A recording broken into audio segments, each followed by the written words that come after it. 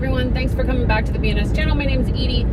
We are going to talk about building leaders. So I started reading this book called How to Build Network Marketing Leaders by Big Al Schreiber. Schreiber? I think that's his last name. And it's amazing. So much so, and I've known about Big Al for a long time, but he is an incredible writer, knows his stuff, and apparently there's some other books that he has written that I have got to get my hands on. So let's talk about leaders. So he talks about the 3 key points to what a leader is. And so I wanted to talk about that because I found it a bit enlightening, because it was just enlightening. Let's just put it that way.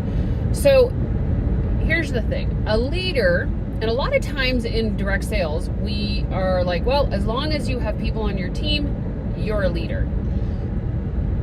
Let's be real, that's not always the case, because how many times have I heard from a downline or from a consultant that they don't get any support from their leaders? They don't get any support from their uplines. They never hear from their uplines. Whatever the case may be, not all people who have a team are leaders. And so 3 key points to being a leader is: 1, a leader is a professional student of the business. What does that mean?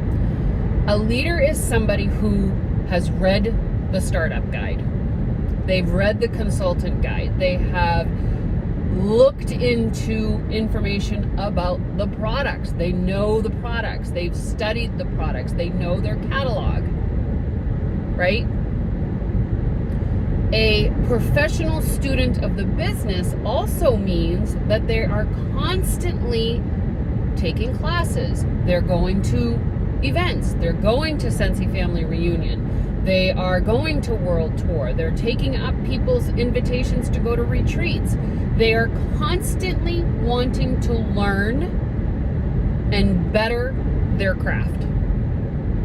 They are professional students of the business. A leader is somebody who's constantly wanting to gain knowledge, learn more, and build on who they are as an individual as well. Okay, that's number 1. Number 2, a leader is somebody who's fairly self-motivated and does not need to be contacted all the time or to have their upline problem solve for them. They don't have to. Now, here's the key to that, right? A leader is somebody who doesn't need to be contacted. They don't need the motivation from their upline because they know how to find that themselves. Right? Very often we have consultants that may say things like, oh, well, I can't do such and such, or this isn't happening for me, or I'm not getting the support from my upline. Well, here's the deal, right? A independent consultant shouldn't need the motivation from their upline. Do they get it sometimes? Yeah, because sometimes we enjoy doing that, right?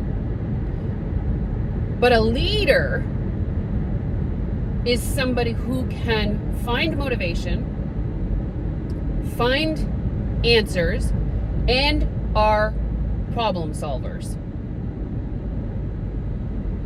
Right?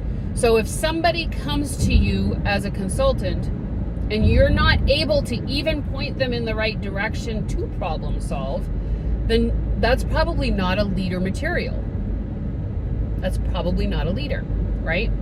Somebody who's making excuses that things are not happening in their business is probably not a leader, because they're not learning as a professional student of the business to motivate themselves.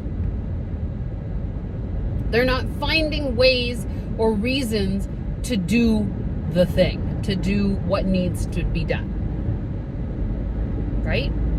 Now, some of this might sound harsh, and I loved his ability to kind of tell you how it is without making you feel it's just matter of factish. It's you need a lot of consultants that are not leaders, because that's where you're going to find them. That's where you're going to find leaders, right? We can always, what he says, steal consultants or steal leaders from other businesses. But if you were able to steal somebody from another business, then somebody could steal them from you, because their ability to jump around is there, right? So that's never a good place to find a leader. Building leaders is the place to find them. Building leaders and finding those that have the desire, the energy, the ability, the know-how to want to be a leader and to do the things that need to be done to be leaders. So here's the key, right? He talks about testing people, right? Having somebody take a test to determine if they are leadership material, right? And his test is have them read a book, and in 3 days come back and talk about the book. And he talks about, what kind of books and that sort of thing. The key is if they make an excuse as to why they didn't read the book, it's probably not leadership material. But if they call you on day one at the end of the day and they're like, oh my gosh, I started reading the book and I really want to talk about it, that is definitely leadership material, right? Because they're doing what needs to be done to get it done. Okay. And then 3, I kind of talked about it a little bit with number 2, but a leader is somebody who can handle problems, right? Somebody who knows where to find resources, who knows who to talk to, and they literally take the initiative to solve a problem or to get the information that's needed. So if you have a consultant that comes to you and they are upset because home office didn't call them or didn't connect with them about a specific issue, a leader will take the initiative to call home office and to say, okay, where is this, right? And oftentimes I'll get kudos from our consultant support team saying, thank you for taking care of your team. Thank you for taking care of your downline. Because a leader is somebody who knows how to handle problems. And if you don't know how to handle problems and you want to be a leader, then become a professional student of the business and learn how to solve problems. Right? So those are the 3 things that he talks about in his book about being a leader. If you fall into that and you are not with Sensi, please connect with me if you are looking for an opportunity, right? If you are not in those things, if some of them you fall short, but some of them you are good at, then you have the ability to build yourself up as a leader, right? But if you're a constant excuse maker and you do not have the ability to find the answers or solve the problems or motivate yourself, then maybe right now is not your time to be a leader.